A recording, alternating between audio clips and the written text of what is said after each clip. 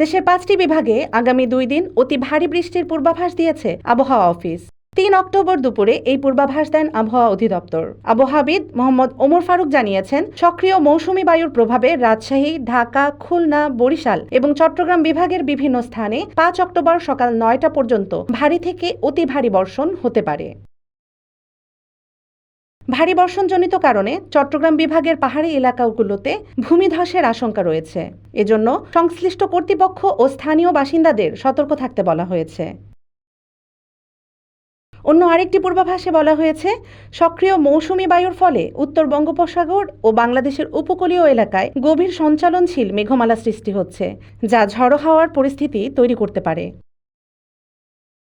এই অবস্থায় চট্টগ্রাম, কক্সবাজার, মোংলা ও পায়রা সমুদ্র বন্দরগুলোকে 3 নম্বর স্থানীয় সতর্কতা সংকেত দেখাতে নির্দেশ দেওয়া হয়েছে। মাছ ধরার নৌকা ও ট্রলারগুলোকে উপকূলের কাছাকাছি থেকে সাবধানে চলাচল করতে বলা হয়েছে।